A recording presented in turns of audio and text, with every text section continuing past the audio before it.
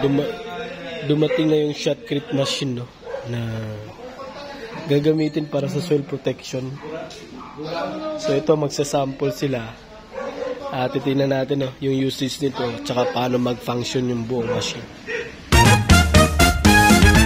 Lalo yung semento, no, silalagay nila dun sa may yan, parang cooper salaan. So dito yung ano ng supplier, siya yung bibigay ng ano, no, yung pinaka training nito, ano gamitin para sa mga tao sa site is knowledgeable, no? Just in case ay ano man yung mga preparatory works na gawin.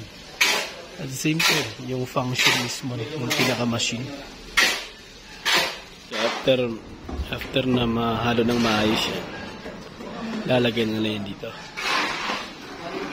Ito na ng tubig, no? So para daw siya magsisilbing lubricant dun sa hose para hindi magbara, no, sa pinaka-hose niya.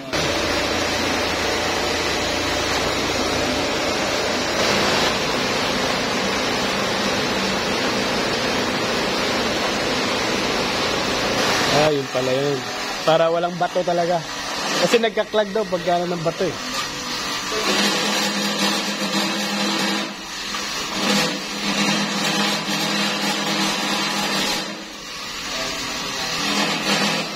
Sinasala, no?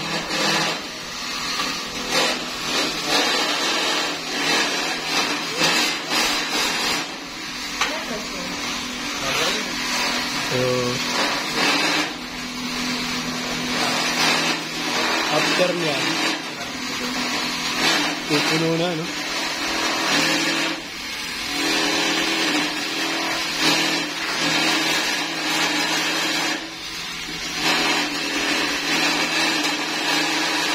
Para sigurado na walang malalaking bara.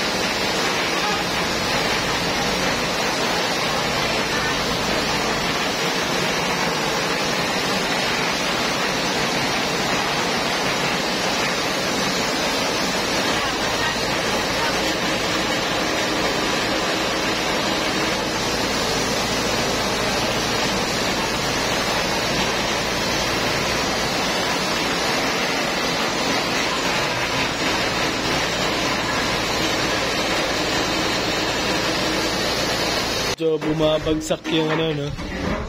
Siguro ano, yung halo ng tubig. Medyo ano to. Dapat kapit na kapit sa sugol. So yung sample ng halo baka medyo malabnaw. Hindi, pag nag-linis dyan, tutok na lang dyan. Basta, lalaglag eh.